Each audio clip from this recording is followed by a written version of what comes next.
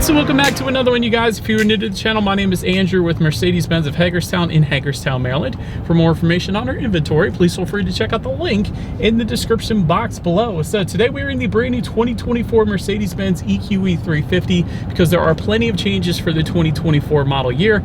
And of course, electric cars are extremely fun to drive, and the EQE 350 actually has a decent range that comes with it as well. So ultimately in this video, we will be testing out and going over everything about this one. So having said that, what do you guys say? Let's just go ahead and jump right into it. And as always, let's start with pricing. And so MSRP for the EQE 350 Plus will start at $77,900. And yes, that means rear wheel drive. EQE 350 4MATIC, meaning the all-wheel drive, that one starts at $77,900. But as you can imagine, with those two different configurations, there's two different power plants as well. So you're going to get a single electric motor for the rear wheel drive variant, and then dual electric motors for the 4MATIC all-wheel drive. Power numbers come in at 288 horsepower either way, but 564 pound-feet of torque for the all-wheel drive, 417 pound-feet of torque for the rear-wheel drive. 0 to 60 time approximately 5.6 seconds. Top speed 131 miles per hour in case you were interested. And the range comes in at 279 miles for the rear-wheel drive. That's plenty impressive there. 253 then for the all-wheel drive. You can do a 10 to 80% charge in approximately 32 minutes. So like I said, the range, that is not that bad of a range, quite honestly. So I got no issues there. But changes for 2024, I wanted to touch on those real quick. All-wheel drive models can now preserve energy and boost range by turning off the front motor when it's not needed. So that is definitely pretty cool. Also, the climate control system switches to a heat pump, which should help improve the range then as well. But so then before we do any kind of fun acceleration test here in the EQE 350, I wanted to mention to you guys the drive modes. In typical Mercedes fashion, it's labeled dynamic right down here. It stands for dynamic select. Drive modes will include eco, comfort, sport, and individual, adjusting things like the throttle response, the steering sensitivity, and the suspension settings as well, at least when the particular EQE that you have is equipped with the Airmatic suspension. So if anybody is curious about the paddle shifters, because we do have them, they're not actually for shifting through any gears or anything like that in traditional cars. They actually adjust the energy recuperation level. So if I hit it a bunch of times on the left paddle shifter here, it's gonna bring you basically to a full stop. That's that full one pedal drive. If you hit it to the right, it's more like a traditional car where you hit the brakes and all that fun stuff. So anyways, I hit it all the way to the left because I love one pedal drive mode because it saves you on brake pads too. But anyways, having got all of that out of the way, what do you guys say? Let's go ahead and find a straightaway. Let's put the acceleration here to the test, and let's see how quickly we can get our new 2024 EQE 350 here up to speed. All right, in 3, 2, 1, go! Oh my God! I still have my turn signal on. Ah! I love electric cars, man. They are so much fun to drive. It's ridiculous. You can feel it in the pit of your stomach. It's just like that initial acceleration is just so ridiculous. That 564 pound-feet of torque, whatever I said, you can feel that. It is insane. Ah, it's like a freaking roller coaster at an amusement park or something. That is absolutely ridiculous in the best possible way. I love it. And it doesn't even have to be an EQS sedan or anything like that to be insanely fun. This thing is insanely fun. Oh man, it gives you that feel in the pit of your stomach. It's amazing. Anyways, I'm rambling. To go along with that acceleration, as always, braking is equally important. So braking has actually been tuned for the 2024 model year to improve the braking feel and also boost the energy capture during regeneration. Of course, 60 to 0 stopping distance, that comes in at 122 feet as far as braking feel goes. It's fine. It's on the firmer side of things, and when you pair that up with the left paddle shifter here with the one pedal drive mode, it's absolutely amazing. It instantly brings you to a stop. So 122 feet, by the way, that's insanely respectable for an SUV. Most SUVs will get the upper 120s, if not the 130s. So well done, Mercedes-Benz, with that. Then touching on suspension and handling, a 4-wheel multi-link suspension does come standard. Adaptive damping suspension, though, also coming standard on the EQE 350. What that does is it monitors each shock absorber individually, not only adjusting to the road imperfections, giving you a smoother ride, but it also tightens up that suspension during heavy cornering, giving you better handling as well. So it does give you the best of both worlds. I love adaptive damping suspension, so I'm always a fan when I see that. But then you got the adaptive air suspension as well. Like I said at the beginning of the video, that is optional, so it is something else you got to pay for if you wanted to go that route. That of course is going to give you the very best ride quality humanly possible, but it can actually also raise up the suspension by an inch. So if you're going off-road or something like that, you could also use it for that if you wanted to. But anyways, as far as ride quality goes, it's been 100% perfectly fine on my short little test drive here today.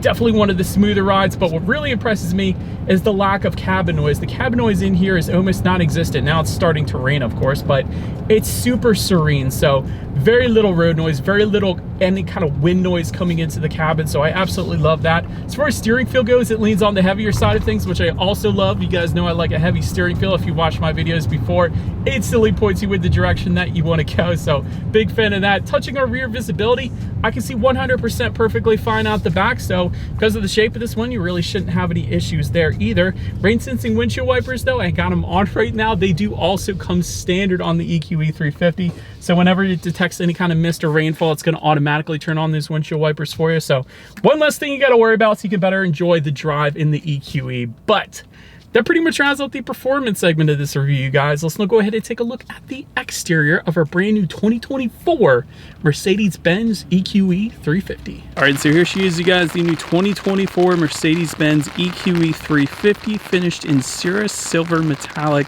And yes, I am under my umbrella right now. It is downpouring, but anyways, let's go ahead and start with where this one is made.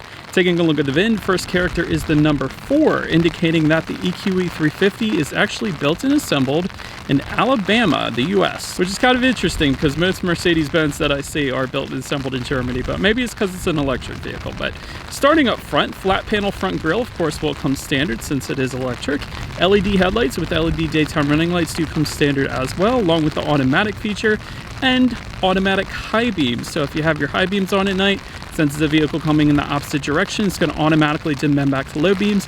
Then when the vehicle is gone, it's going to automatically bounce it back up to high beams for you there. So pretty cool little feature there. And overall, it looks a lot like the EQS, but in smaller form, I guess, since it's the EQE. But the one thing I want to show you guys is this cool Mercedes lettering found on the front windshield as well. But anyways, that pretty much rounds out the front end of the EQE 350. Let's now go ahead and make our way to the side.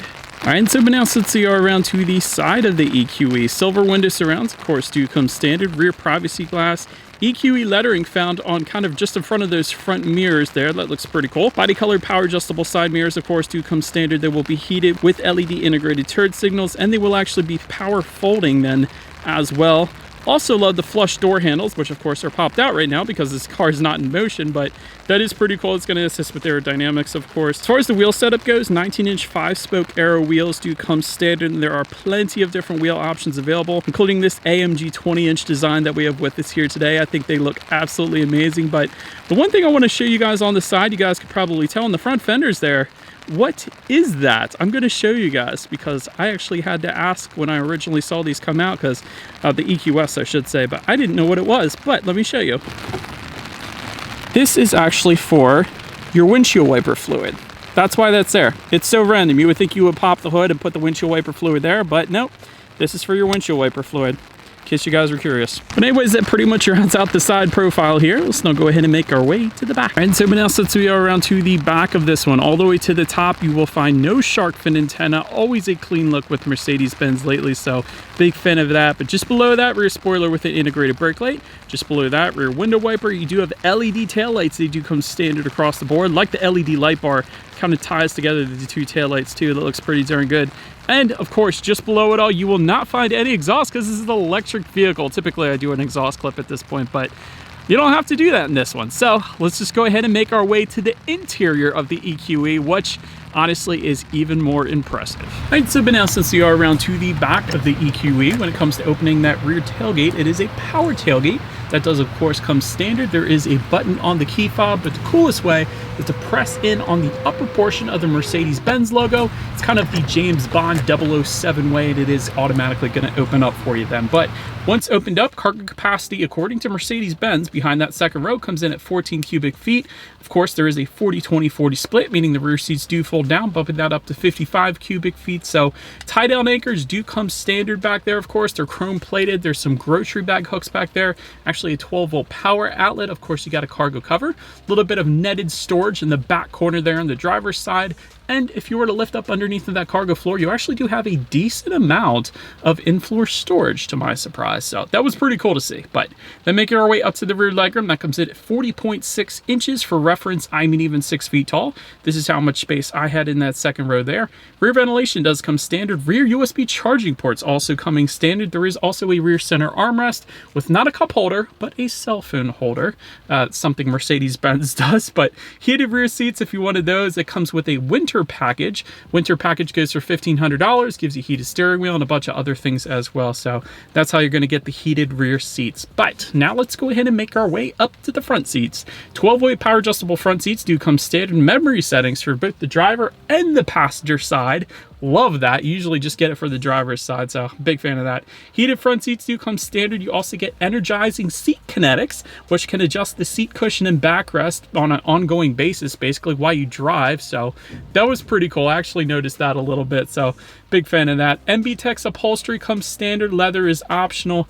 Ventilated and massaging seats also optional. So that pretty much rounds out all the seat specs there. Overall, as far as the seat comfort goes, in my short little test drive here today, it was amazing. All the seams are vertical as well, so there's no awkward horizontal pressure points or anything like that. So seat comfort, 100% on point, no issues there.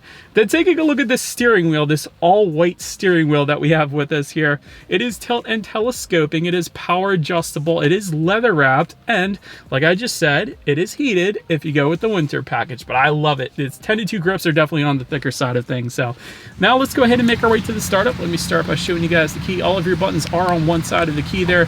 Lock, unlock, the button to pop the rear tailgate there. The lock button is the Mercedes-Benz logo, of course, but it is all keyless entry with a push button start. So all I'm going to do here is simply put my foot on the brake and press that engine start button located just to the left of the infotainment screen. But once started up, 12.3-inch digital gauge cluster does come standard, and Mercedes-Benz always crushes it with their gauges. And the main thing that I love about their gauges is if you press the home button on the left side of the steering wheel, there's so many different loadouts. There's this amazing looking 3D sport loadout that I should have kept in while I was driving because it looks amazing.